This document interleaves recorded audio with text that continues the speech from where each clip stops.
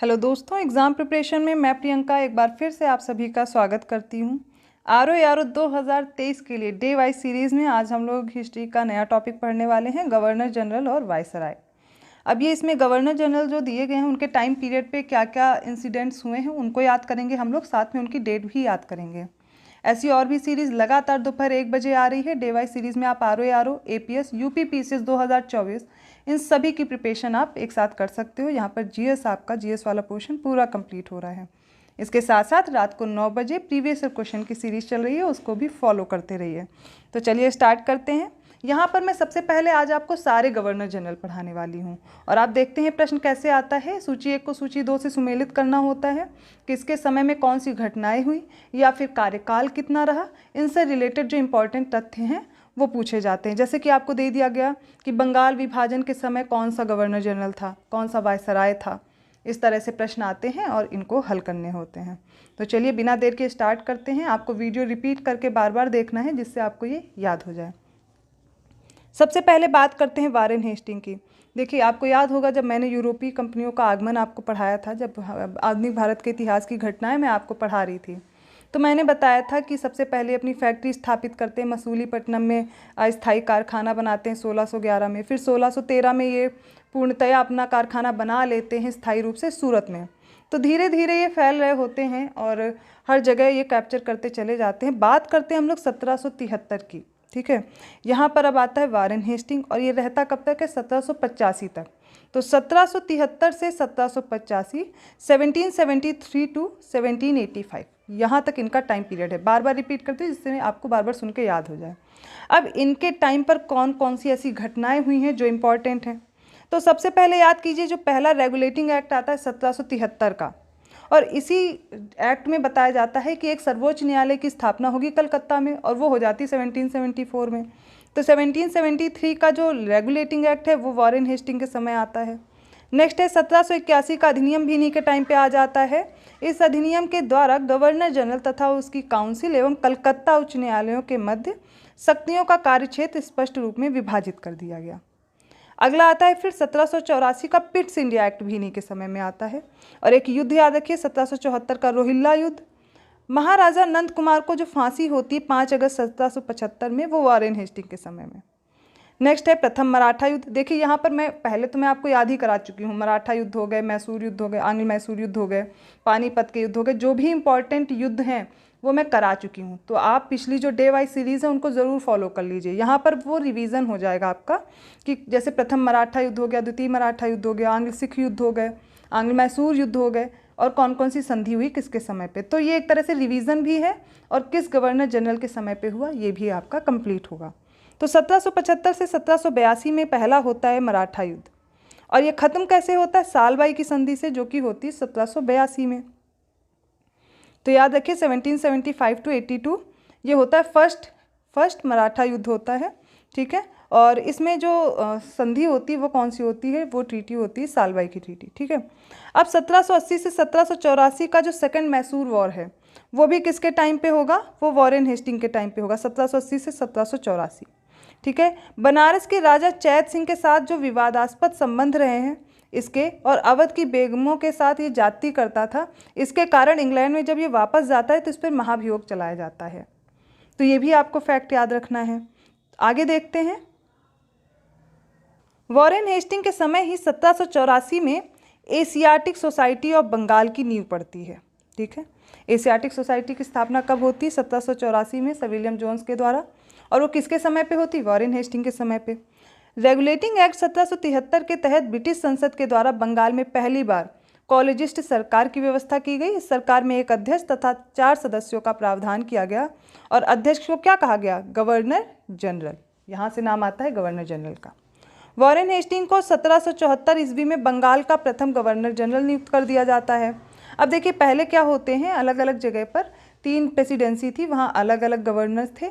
अब क्या किया गया, वारेन हेस्टिंग को गवर्नर जनरल बनाया गया, और जो 2 गवर्नर जनरल बचे वो इसी के अंडर कर दिए गए गवर्नर, ठीक है। तो क्या हो जाता है, बंगाल के गवर्नर जनरल प्रथम 1774 में वारेन हेस्टिंग बनते हैं। सुरक्षा प्रकोष्ठ या फिर घेरे की नीति जिसे बोलते हैं, ठीक है, ये वारेन हेस्टिंग और इससे लॉर्ड वेलेस्ली संबंधित था। ये भी प्रश्न पूछे जाते हैं ना, तो ये फैक्ट करते रहिए। फिर है वॉरेन हेस्टिंग के अन्यायपूर्ण के कारण उस पर महाभियोग का मुकदमा चलाया गया। कब तक चला ये? जो 1788 से 1795 तक चलता रहा। तो ये तो बात हो गई वॉरेन हेस्टिंग की। इसके बाद आता है लॉर्ड कॉर्नवालिस। कब आया? पहले ही खुद ही लॉर्ड लगा लेते थे, कोई कहे ना कहे सब में लॉर्ड लगा हुआ है इन लोग का। तो कॉर्नवालिस आता है 1786 से 1793 में। अब यहाँ पर याद करना है आपको तृतीय मैसूर युद्ध। प्रथम मैसूर युद्ध और याद करिए वो किसके समय में हुआ? Warren Hastings. अब बात करते हैं तृतीय मैसूर युद्ध। ये कब होता है? 1790 से 1792 में। किसके समय? लॉर्ड कॉर्नवालिस के समय। और ये ख़त्म कैसे होता है? यहाँ पर हो जाती है श्रीरंगपट्टम की संधि। ये आपको याद रखनी है। कॉर्नवालिस जो कोड है ये 1793 में, इसमें अनेक न्यायिक सुधार किए गए। सामान्य प्रशासन का राजस्व से पृथककरण किया गया कॉर्नवालिस के समय में। बंगाल में स्थायी बंदोबस्त लागू कर दिया गया था लॉर्ड कॉर्नवालिस के समय 1793। मोस्ट इंपॉर्टेंट लाइन है। प्रशासन का यूरोपीकरण तथा सिविल सेवा भी प्रारंभ किया। पूछा जाता है सिविल सेवाएं किसने प्रारंभ की? लॉर्ड कॉर्नवालिस ने। 1790 से 92 ईस्वी के बीच भारतीय न्यायाधीशों से युक्त जिला फौजदारी अदालतों को समाप्त किया और क्या करता है? 4 भ्रमण करने वाले न्यायालय बनाता है, 3 बंगाल में, 1 बिहार में। ठीक है, ऐसे नियुक्त कर देता है। फिर लॉर्ड कॉर्नवालिस ने कानून की विशिष्टता का नियम जो इससे पूर्व नहीं था वो भी भारत में लागू किया था। लॉर्ड कॉर्नवालिस ने अपने न्यायिक सुधारों को 1793 ईस्वी तक अंतिम रूप देकर के क्या किया? कॉर्नवालिस संहिता के रूप में प्रस्तुत कर दिया था। ये बात की हमने कॉर्नवालिस की, तो याद हुआ। 1773 से 1785 वॉरेन हेस्टिंग। सेकंड है लॉर्ड कॉर्नवालिस 1786 से 1793। एक एक जैसे मैं गवर्नर जनरल कर रही हूँ ना, आप मन में रिवाइज करते रहिए डेट, उनका कार्यकाल याद करते रहिए। जैसे ही मैं अगले बढ़ूँ तो पिछली डेट आपको याद आ जाए। फिर बात करते हैं सर जॉन सोर की। 1793 से 98 तक रहता है और इसके टाइम पे 1793 का चार्टर अधिनियम आता है और निज़ाम और मराठों के बीच जो खरदा का युद्ध हुआ था 1795 में, वो खरदा का युद्ध पूछा जा चुका है। मैच द फॉलोइंग में आया था, 1795 में है। अगर आपको डेट नहीं याद होगी तो फिर आप वो क्रोनोलॉजिकल ऑर्डर में जो लगाने होते हैं, माफ़ कीजिएगा, वो नहीं लगा पाओगे। और सूची जो सुमेलित करने को आती है वो भी उसकी डेट नहीं पता होगी तो भी नहीं कर पाओगे। छोटे छोटे युद्ध जरूर डेट याद रखिए। लॉर्ड वेलेस्ली के बारे में ये रहता है 1798 से 1805 तक। सहायक संधि की नीति, ये किससे संबंधित है? सहायक संधि की नीति 1798 में शुरू करता है और सबसे पहले जो हैदराबाद के निज़ाम होते हैं उन्हीं से सहायक संधि करता है। तो अगर आपसे पूछा जाता है सहायक संधि में सबसे पहले सम्मिलित होने वाला जो क्षेत्र था वो कौन था, तो वो हैदराबाद याद रखना है। हैदराबाद के निज़ाम थे और ये शुरू कब होती? 1798 की ही बात है जब हैदराबाद से इनकी संधि होती है, सहायक संधि।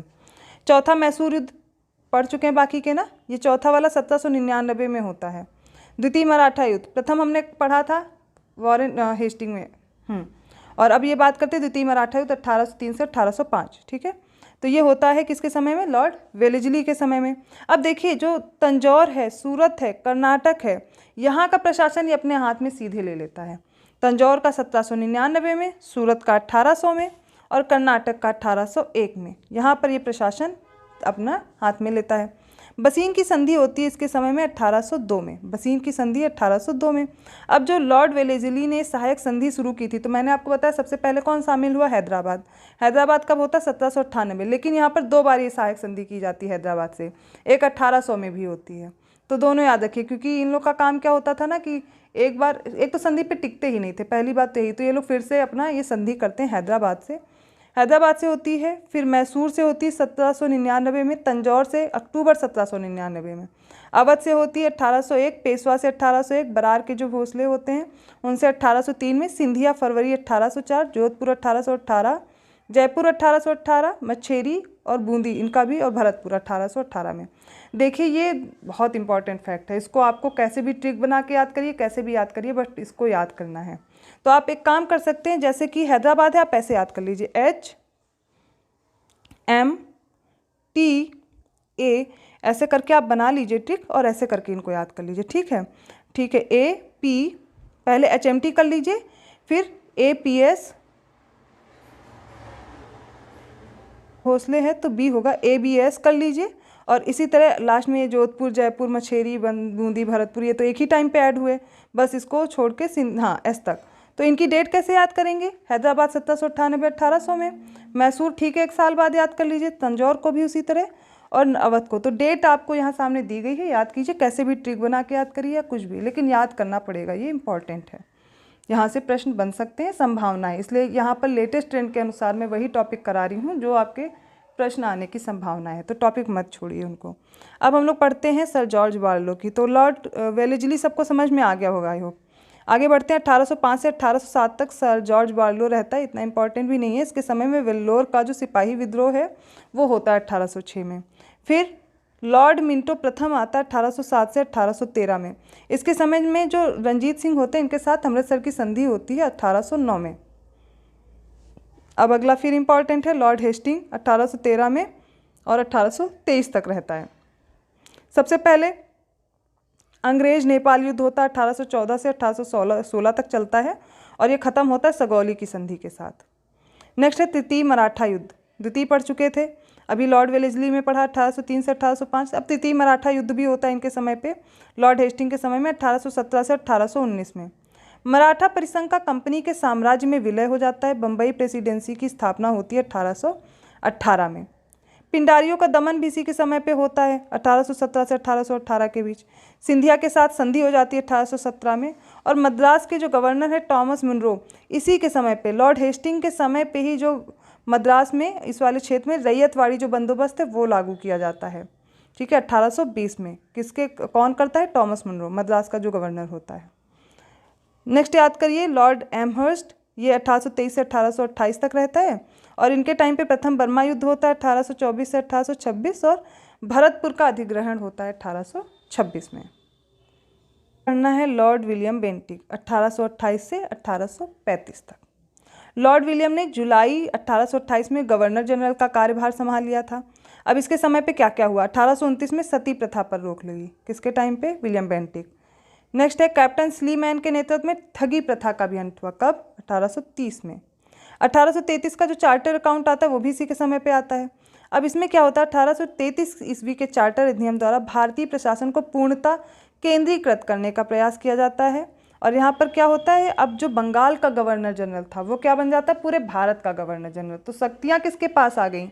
आ गई भारत के गवर्नर जनरल के पास। तो शक्तियों का क्या हुआ? केंद्रीकरण हो गया यहाँ पर। 1833 में लॉर्ड विलियम बेंटिक को भारत का पहला गवर्नर जनरल बनाया गया।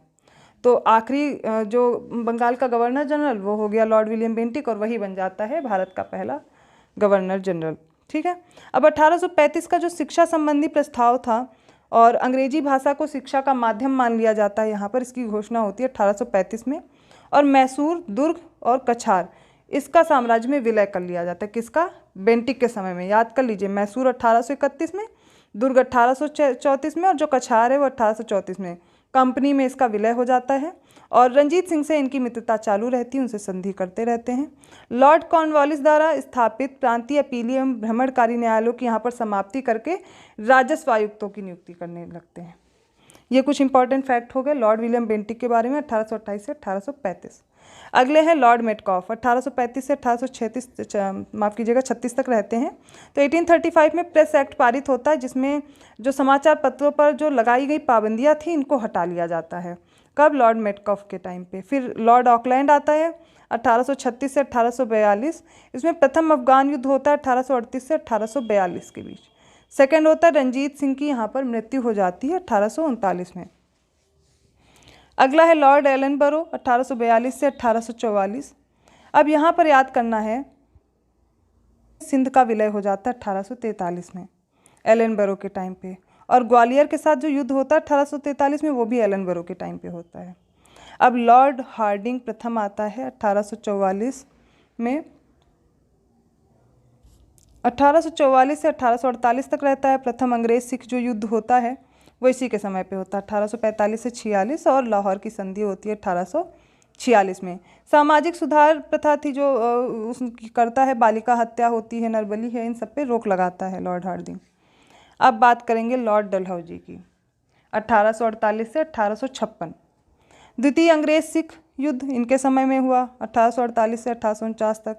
पंजाब का कंपनी साम्राज्य में विलय कब हुआ? ये भी इसी के समय पे।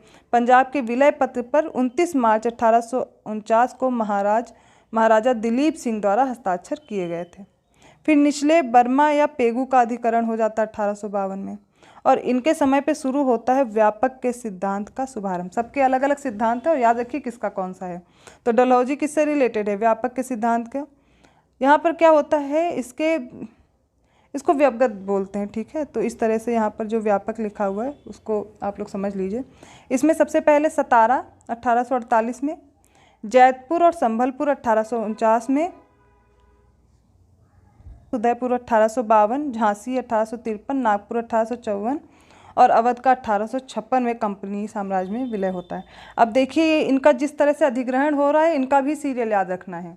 कैसे, सबसे पहला कौन सा था, सतारा 1848 में, सेकंड याद रखना जैतपुर और संभलपुर 1849, बघाट 1950 में, उदयपुर 1852 और झांसी भी पूछा गया है 1853, नागपुर 1854, अवध 1856 इनका होता है। अवध ही आखिरी होता है, इसी के बाद 1857 की क्रांति होती है, ठीक है। तो ये चीज़ें जो हैं मैं बार बार बोल रही हूँ, उनको नहीं भूलना है, क्योंकि जहाँ से मैंने बोल दिया प्रश्न आया है तो मतलब आने की भी संभावना है। वो टॉपिक मैं बार बार बोल रही हूँ पढ़ने को। वुड का शिक्षा संबंधी डिस्पैच 1854 तथा स्थानीय भाषा के स्कूलों तथा सरकारी कॉलेजों की स्थापना होती है। रेलवे माइन्यूट स्मरण पत्र जिसे बोलते हैं 1853 का, वो, और 1853 में बम्बई एवं ठाणे के बीच प्रथम रेल चली। ये फैक्ट याद रखिए कि क्या होता है, जो पहली रेल चलती इसी के समय पे 1853 में, कहाँ से कहाँ तक, बम्बई से ठाणे। दूसरी कहाँ तक चलती है, 1854 में कलकत्ता से रानीगंज, दोनों याद करिए। टेलीग्राफ और डाक सुधार भी इसी के समय होता है। 4000 मील लंबी टेलीग्राफ लाइन कलकत्ता से बम्बई, मद्रास से कलकत्ता, बम्बई से मद्रास एवं पेशावर को आपस में जोड़ता है। कलकत्ता, फिर बम्बई, मद्रास और पेशावर ऐसे आपस में जोड़ा जाता है। और इसका शुल्क कितना होता है, 2 पैसे का शुल्क लिया जाता है। गंगा नहर को खोलने की घोषणा 1854 में होती है और प्रत्येक प्रांत में लोक निर्माण विभाग की स्थापना इसी के समय पे होती है। और विधवा पुनर्विवाह अधिनियम 1856 में आता है लॉर्ड डलहौजी के समय। तो ये हो गया लॉर्ड डलहौजी 1848 से 1856।